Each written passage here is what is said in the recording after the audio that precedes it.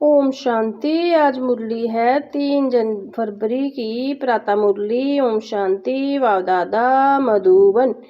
मीठे बच्चे, तुम्हें जाद में रहने का पुरुषार्थ जरूर करना है कि उनकी जाद के बल से ही तुम विक्रमाजीत बनेंगे। प्रश्न कौन सा ख्याल आया तो पुरुषार्थ में गिर पड़ेंगे। खुदाई खिदमतगार बच्चे कौन सी सेवा करते हैं, कौन सी सेवा करते रहेंगे। उत्तर है, कई बच्चे समझते हैं अभी टाइम पड़ा है, पीछे पुरुषार्थ कर लेंगे, परंतु मौत का नियम थोड़े ही है, कल कल करते मर जाएंगे, इसलिए ऐसे मत समझो, बहुत वर्ष पड़े हैं, पिछाड़ी में गैलप कर लेंगे। ये ख्याल और ही गिरा देगा। जितना हो सके जाद में रहने का पुरुषार्थ कर श्रीमत पर अपना कल्याण करते रहो। रूहानी खुदाई खिदमतगार बच्चे रूहों को सेल्वेज करने, पतितियों को पावन बनाने की सेवा करते रहेंगे। गीत ओम नमः शिवाय। ओम शांति। जे तो बच्चों को समझाया गया है, निराकार बाबा साकार बगैर कोई भी कर्म नहीं कर सकते, पाठ बजा नहीं सकते। रूहानी बाबा आकर ब्रह्मा द्वारा रूहानी बच्चों को समझाते हैं, जोग बल से ही बच्चों को सतो प्रदान बनना है, फिर सतो प्रदान विश्व का मालिक बनना है। जे बच्चों की बुद्धि में है, कल्प कल्प बाबा आकर के राजो सिखलाते हैं, ब्रह्मा द्वारा आकर आदि सनातन देवी देवता धर्म की स्थापना करते हैं, जानी मनुष्य को देवता बनाते हैं। मनुष्य जो देवी देवता थे वो सब बदलकर शूद्र पतिति बन पड़े हैं। भारत जब पारसपुरी था तो पवित्र सुख शांति सब थी।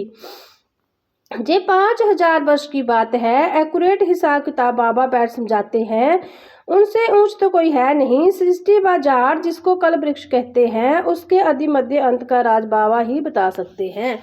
भारत का जो देवी देवता धर्म था वह अब प्राय लोप हो गया है। देवी देवता धर्म तो अभी रहा नहीं, देवताओं के चित्र जरूर है, जे तो भारतवासी जानते हैं। सतयुग में लक्ष्मी नारायण का राज्य था।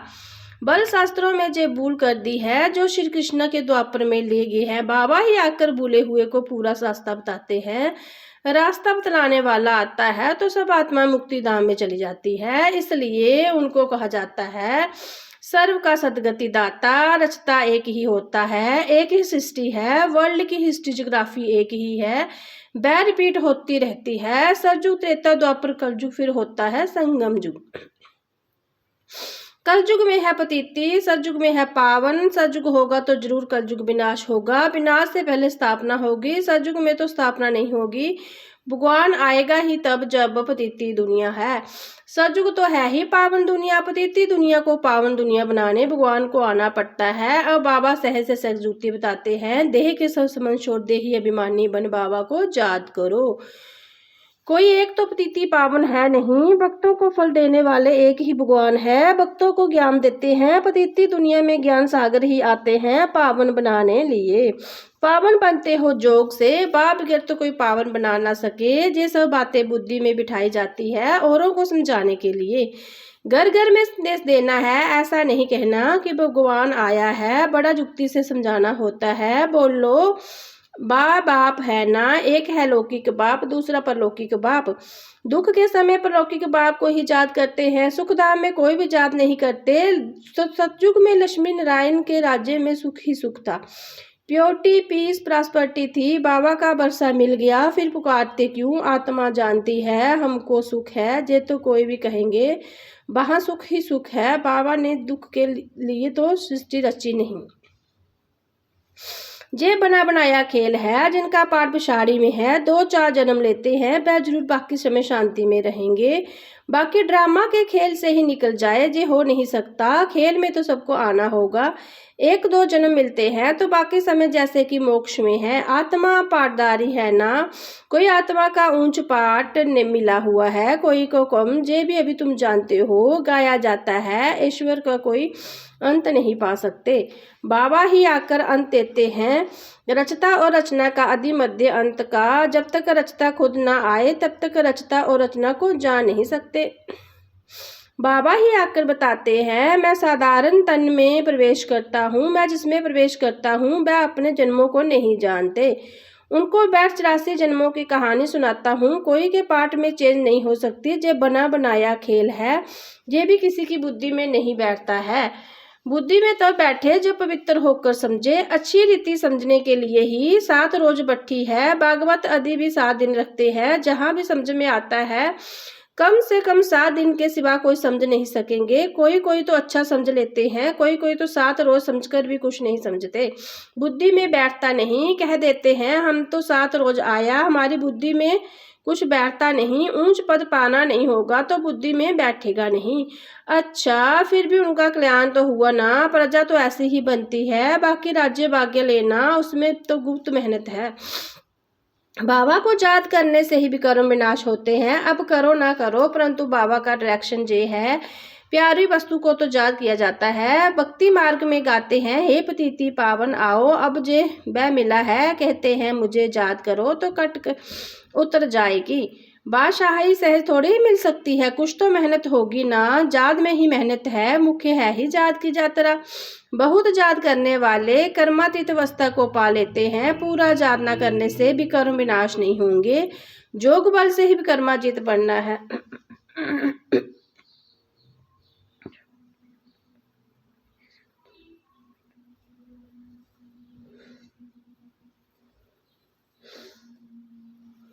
आगे भी जोग बल से ही कर्मों को जीता है। लक्ष्मी नारायण इतने पवित्र कैसे बने, जबकि कलयुग अंत में कोई भी पवित्र नहीं है।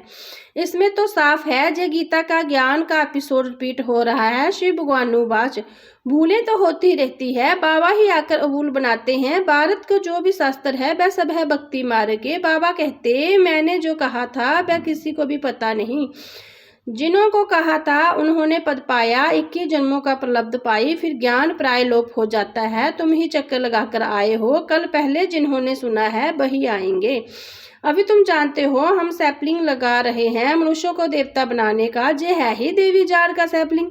वो लोग फिर उन जाड़ों का सैपलिंग बहुत लगाते रहते हैं। बाबा आकर कॉन्ट्रास्ट बताते हैं। बाबा देवी फूलों की सैपलिंग लगाते हैं, वह तो जंगल का सैपलिंग लगाते रहते हैं। तुम दिखाते भी हो कौरव क्या करते बे, पांडव क्या करते बे, उनके क्या प्लान है और तुम्हारा क्या प्लान है।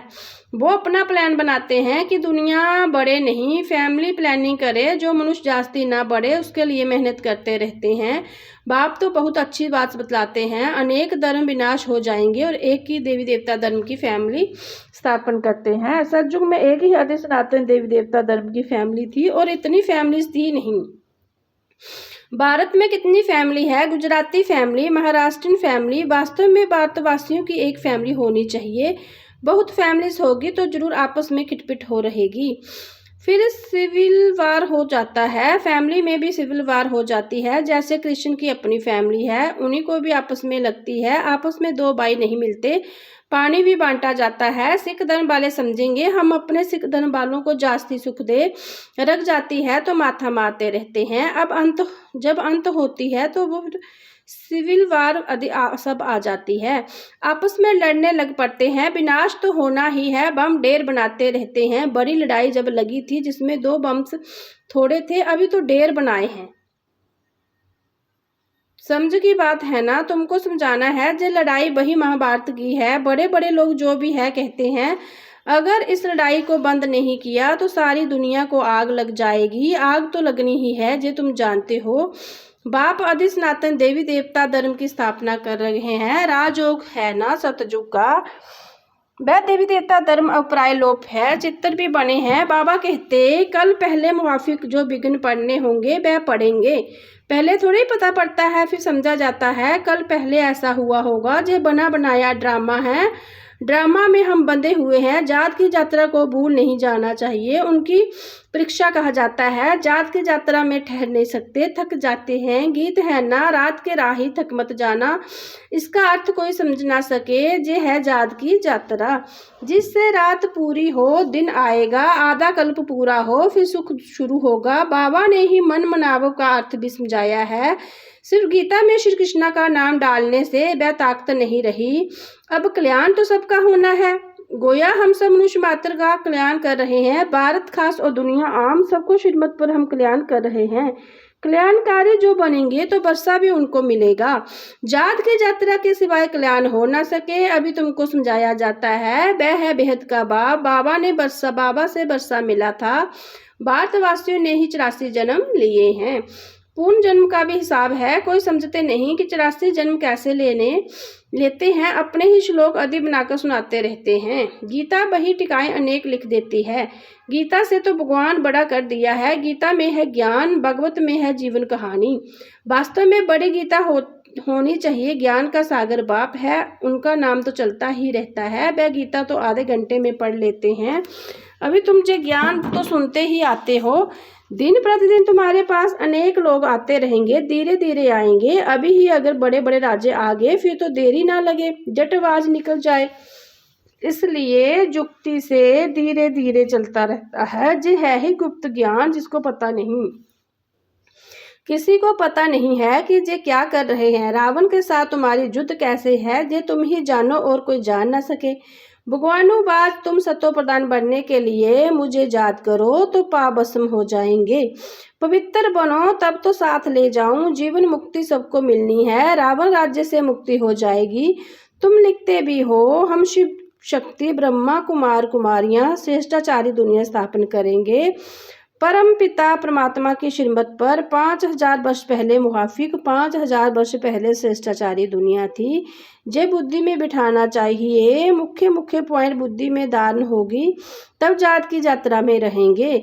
पत्थर बुद्धि है ना, कोई समझते हैं अभी टाइम पड़ा है, पेशे पुरुषार्थ कर लेंगे। परंतु मौत का नियम थोड़े ही है, कल मर जाएं तो कल मरते जाएंगे, कल करते मर जाएंगे। पुरुषार्थ तो किया नहीं, इसलिए ऐसा मत समझो बहुत वर्ष पड़े हैं, पिछाड़ी में गैल्प कर लेंगे। जे ख्याल ही और ही गिरा देंगे। जितना हो सके पुरुषार्थ करते रहो। श्रीमत पर हर एक को अपना कल्याण करना है, अपनी जांच करनी है। कितना बाबा को याद करता हूँ और कितना बाबा की सर्विस करता हूँ।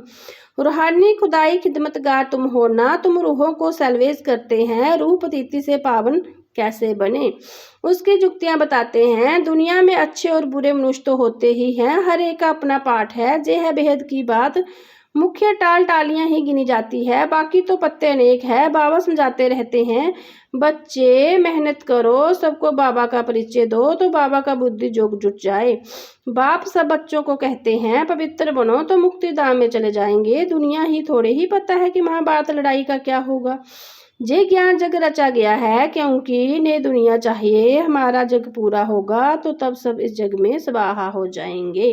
अच्छा मीठे मीठे सिखल दे बच्चों प्रति माता पिता बाप दादा का आजाद प्यार और गुड मॉर्निंग।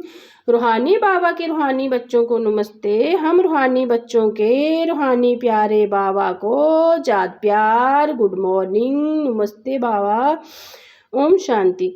धारणा के लिए मुख्य सार, जे बना बनाया ड्रामा है, इसलिए विघ्न से घबराना नहीं है। विघ्नों में जात की यात्रा को भूल नहीं जाना। ध्यान रहे जात की यात्रा कभी ठहर ना जाए।